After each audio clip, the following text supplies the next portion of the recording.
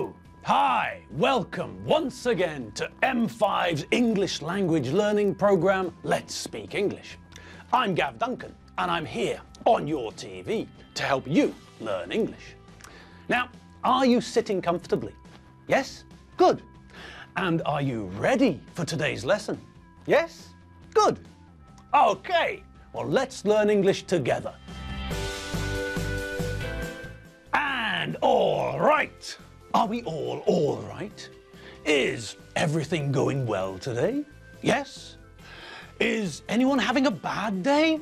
No? Good. What about you, Ivan? Are the animals under control? Is Gusti behaving himself? Is Margot keeping out of the way? Is Nigel being as quiet as a mouse? Yes? Yes and yes? Well, that's good to hear.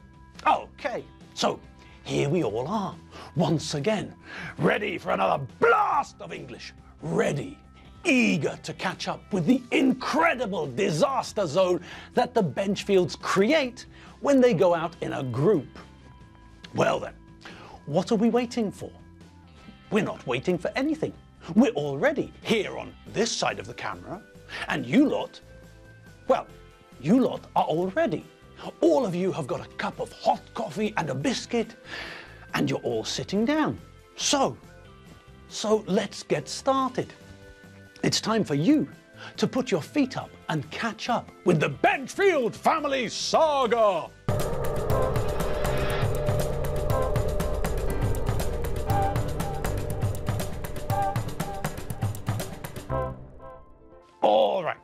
All right, here we go.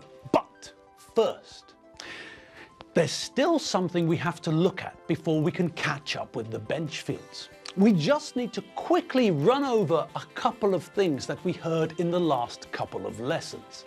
After that, we can dive in straight into the world of the Benchfields. But first, let's check that we're all on the same page regarding some of the language we saw. Now, the first thing I want to have a look at is the word fishy. Now, I know that we talked about this last time, but I'd like to make sure that it's all clear. Okay, so we all remember that we can use the adjective fishy as a normal, common adjective to describe something which is connected to a fish. A fishy smell or a fishy taste, for example. I remember once, many years ago, I went to a restaurant in Budapest with Avi. Okay, there's nothing particularly special about that, is there? No, not really. But I ate something there which I can't forget. Now, as I've told you before, in my opinion, fried cheese is one of the best foods in the world. They don't have fried cheese in Britain. Nobody ever thought of it. Nobody ever worked out that it was a fantastic idea. I don't know. Maybe now people in the UK know about fried cheese. Maybe all over the UK there are people sitting down to eat fried cheese now. I don't know. But when I lived in the UK, there was no fried cheese. When I first came to Hungary, I first saw the words fried cheese on a menu in a restaurant somewhere. And I couldn't understand the words, the combination of words. Fried cheese? Fried cheese? The words didn't tell me anything. I couldn't understand how it was possible. How can somebody fry cheese? All of the fried food that I ate was, well, different. Chips, you know, fried pieces of potato. Fine, I can understand chips. I grew up in the UK. We used to have fish and chips all the time. The fish was fried and the chips were fried. And you went to the fish and chip shop, you went to the chippy, and you asked for fish and chips. Maybe you asked for haddock. Maybe you asked for cod. There were other fishes too on the menu, but the two main fishes that people wanted were haddock and cod. And when you got your fish and chips, the chippy, the man or woman who cooked the fish and chips, they put your food into paper, wrapped it up, and then wrapped it in yesterday's newspaper to keep it warm. Then you either took it home and ate at home, or you ate your fish and chips with your fingers, outside, sitting down, or walking somewhere. Now, there were other items of food available in the chippy too. You could buy a saveloy, for example. A saveloy is a type of sausage made of pork. So, it's made from the meat that we get from pigs. Pigs are the animals, and the meat we get from them is pork. If it's alive, it's a pig. If it's a dead pig, then it's pork. Anyway, there were saveloys, big red pork sausages, like this, saveloy and chips. And you could also ask for a battered sausage. This was another pork sausage, but this sausage was dipped in batter and then fried. The saveloy wasn't fried, it was just hot. It was ready to eat. But the chippy put the saveloy into the area above the deep fat fryer where the food could be kept hot. So, if you asked for a saveloy, then it was always served hot. But the battered sausage, that was a different kettle of fish. A battered sausage was a pork sausage dipped in batter and then fried. Okay, and now you're all asking, what's batter? Well, batter is a mix of flour, eggs, and milk or water. When you want to make pancakes, what do? That's right, you make a batter, a pancake batter. You make a very thick liquid with eggs, flour, and milk. And this thick liquid, this is the batter. This is the liquid that you put into the frying pan. This is the liquid which turns into pancakes. So, if you want to fry a fish, for example, you've got two options, two possibilities, two ways to do it. The first way is to beat some eggs in a bowl like this. After that, you can dip the fish into the eggs and then coat the fish in breadcrumbs like this. Then, when the fish is coated in breadcrumbs, you can put it into the hot oil and fry it like this. Okay, so that's the first way that we can fry fish. The second way is to use batter, that thick, viscous liquid made of eggs and flour and milk or water. We can take a fish, dip it into batter like this, and then we can put the fish into the hot oil and fry it. So, those are the two ways I know of frying fish. Maybe there are other ways. I don't know. I'm Gav Duncan, not Gordon Ramsay or Jamie Oliver. They probably know other ways, so ask them. All right, back to the sausage. Battered sausage. A pork sausage dipped in batter, dipped in a flour and egg and milk mix, dipped in this thick, this viscous liquid, and then deep fried. Fried in lots of oil.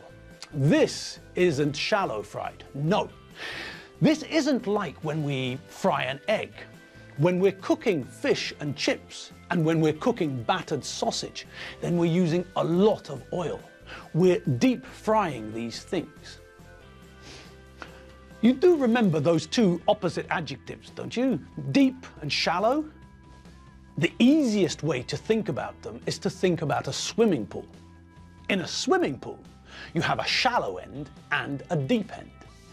The shallow end is where it's possible to stand in the water with most of your body out of the water. The deep end is where there is more water. If you stand in the deep end, then your head will also be underwater. Shallow and deep are related to how much distance we go beneath the surface of something. With a swimming pool, the shallow end tells us that there isn't a lot of distance under the surface at this end. The deep end tells us that there is a lot of distance under the surface at this end. If you can't swim, Don't go into deep water because you can't stand there. In the shallow end, you can put your feet down and stand up. No problem. In the deep end, you have to swim or you'll drown. Okay, so that's shallow and deep.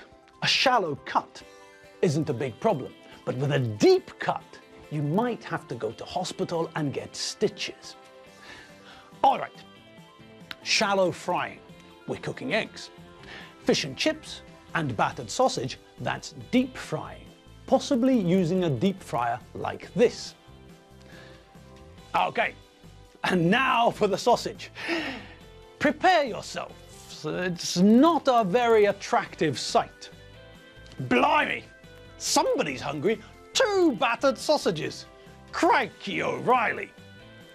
Now, I've been talking about food for ages now, and I'm starting to feel a little bit peckish, a little bit hungry. Okay, now, back to the start of the story. We were in this restaurant in Budapest, and I ordered the best food in the world. Fried cheese. Tropista cheese, dipped in egg, covered in breadcrumbs, and then deep fried. Fantastic. Seriously, that's got to be the best food in the world. Fried cheese. Okay, but on this day, in this restaurant, there was a problem. Things went wrong. I ordered the fried cheese. So far, so good.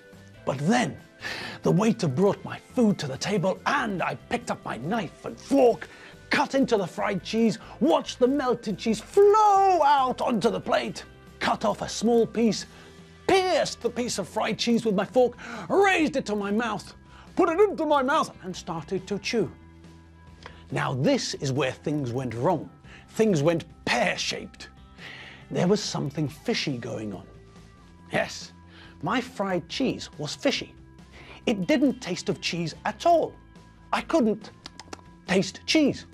All I could taste was fish. I looked at the food to make sure that the waiter had brought me the correct dish, to make sure that the waiter had got the order right. I ordered fried cheese, not fried fish. I don't really like fish.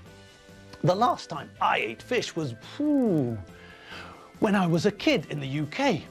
But when I looked at my plate, the food on the plate looked like fried cheese, but the taste was fishy. It tasted like fried fish. So I caught the waiter's attention. I called the waiter over to my table and I told him that my fried cheese didn't taste like fried cheese. It tasted like fried fish. And do you know what he said? You'll never guess. He said that someone before me, another customer, had ordered fried fish. So that was probably why my fried cheese tasted like fish. No apology, no offer to replace my fishy cheese, nothing. He told me why the cheese tasted fishy, turned away and left. I was stunned. I didn't know what to say. I sat there, not eating my fishy cheese, and then, well, of course, when I didn't eat my meal, my fishy cheese, we decided to leave. The waiter brought the bill, we refused to pay for the fishy cheese, and we left in a bad mood. So, that was my experience with some very fishy cheese. And, oh, hang on, we're out of time. Oh, fish cakes. Oh well, never mind. Tomorrow we'll have another crack at it. We'll have another go at catching up with the Benchfields. Always remember though, no eyebrows, no problem. Just like the French say. Okay, have a great afternoon. Have fun in the evening. And if you're cooking fried cheese, make sure that nobody cooked fish in the oil before you. I'll see you all tomorrow. Have fun and remember, www.m5tv.hu. See you later. Bye.